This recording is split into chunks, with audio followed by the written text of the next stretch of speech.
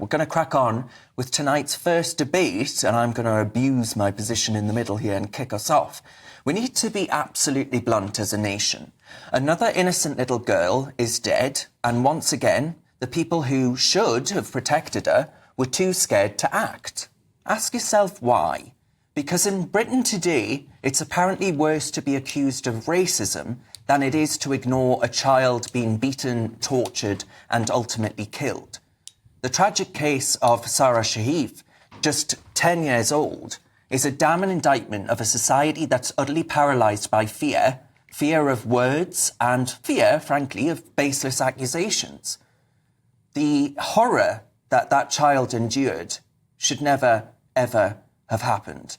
Broken bones, burns, injuries so severe that they frankly defy comprehension. And yet there was no intervention. Why? Because asking questions about a bruised child suddenly coming to school wearing a hijab might, God forbid, upset someone's cultural sensitivities. And let's be clear, this isn't an isolated issue, it's a pattern. You've seen it time and again. The authorities tiptoe around certain issues and abuse within them, terrified of being branded as bigots. But what's truly bigoted is valuing multicultural dogma over a child's life.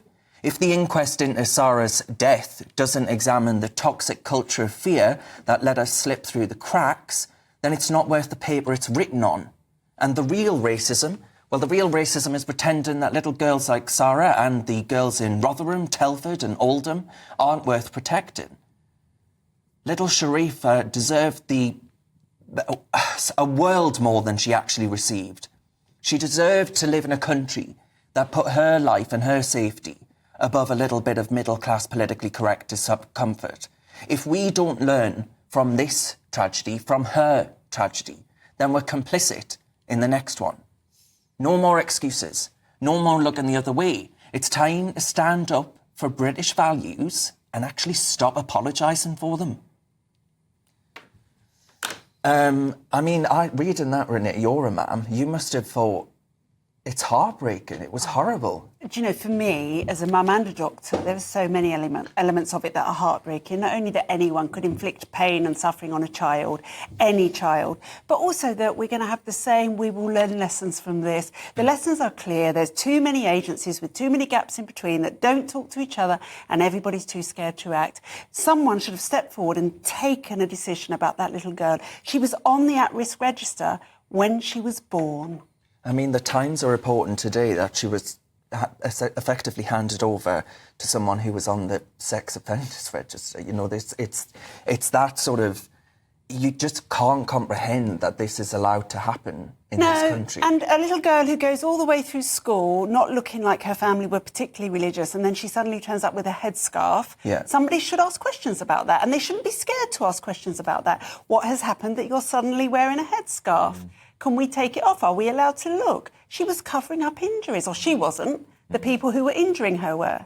Yeah, it's more of this politically correct nonsense that we saw that led to the grooming gang epidemic in this country. Yeah. It's cover-up after cover-up and failure after failure of the services that are designed to defend young children, to defend young girls, young boys and whoever else from these types of people. That is constantly letting Britain down. It makes this country, well, it puts this country backwards, decades, centuries even. This is not stuff that we should be talking about in 2024, but It yet does. we are. And make no mistake, there are plenty of British people that have abused their children. This is not a culture. Yeah. But what we must never have anywhere is barriers to going forward and saying no. Well, just to read out that Times article, it says the council that supported Sara Sharif's father and eventual murderer being given custody was previously reprimanded for placing a girl with an accused paedophile relation who allegedly went on to abuse her. I mean, these kinds of failures, you know, I just can't get over it. And I'm worried, not that the report won't find failures, I'm sure it will, but that actually the report won't cover absolutely everything that needs to be covered there. Were there failings due to political correctness, effectively? Yeah, there are some stories that we talk about that are so morally reprehensible and so shocking that it is actually really difficult to actually come to the so what or the point behind this. And there is obviously institutional failures that are based on incompetence. There is an ideological evil here that we need to come to grips with.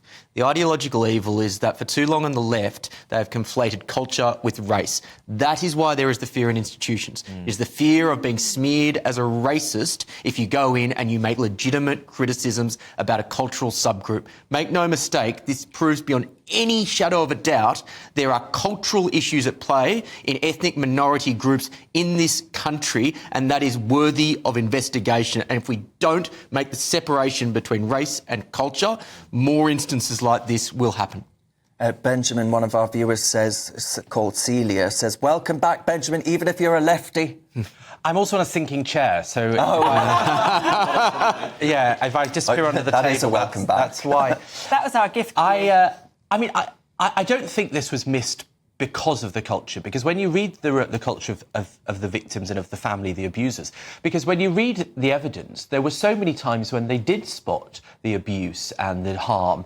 And I remember reading that this girl would run away from her father when he tried to come near her. So it was absolutely obvious. And so I think it'd be too simplistic to say, well, there were cultural barriers, because clearly you have a situation whereby the people whose job it is to safeguard kids, for whatever reason, don't have the power or feel they have the power to actually step in and safeguard kids. Well, I think the failure potentially is more around the media and the reporting side and the fear there of being smeared as being bigots. And this is a trend that has started with Rotherham, and we're seeing it more and more. The accountability mechanisms from other institutions aren't there to hold rubbish, departments of government to account. I guess the question is, Benjamin, I think you're right. I think there were plenty of opportunities that they could have intervened. There was 15 missed opportunities to save this little girl's life. The question is why they didn't. Can I ask you as a GP, if a child comes in and they have bruises or something that isn't explainable, how hard is it for you to raise that with a parent or to pass that on to services? Well, I have a child at the moment that I've just pushed through to services, and services are actually finding it quite hard to interact with the parents. And I'm having to say to them, it doesn't matter. Ignore the parents. You need to find out what's going on with this child. So I think it depends on the GP and how hard you're prepared to push it. I feel very passionately about children, and I'll push it to the lengths that I will.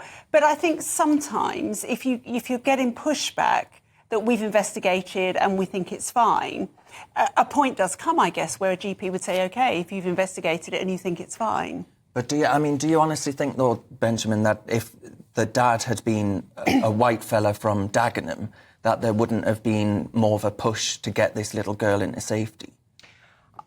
There's certainly a track record of white fellas beating their wives and beating kids historically, so, it's not as though that doesn't happen a lot. No, I agree. And I think there is actually, if there's a cultural problem, it's one that may be more acute in this community, but exists generally, which is this idea that you can hit your kid and there's sort of an acceptable way to hit your kid. And I think that grey area is extremely counterproductive. Well, I think most parents know the difference between smacking your child so hard that they have to wear a hijab to go to school and reprimanding them for being naughty. I'm sure they do, but as far as I'm concerned, this illustrates that smacking your kid should be, as it is in Wales, I think, illegal. No, I don't think you should not be able to hit your kid in any form. I don't think it does. That would empower those kids. I mean, this one was particularly young, but you get kids that are told, well, I'm not breaking the law because I can smack you, that's legal. It shouldn't be. Do you think a young woman in an Asian household would be empowered by an anti-smacking law?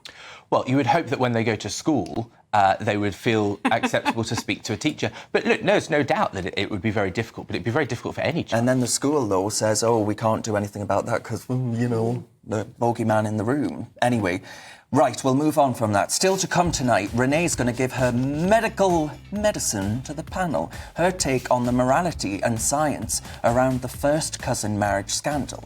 But next, is Ed Miliband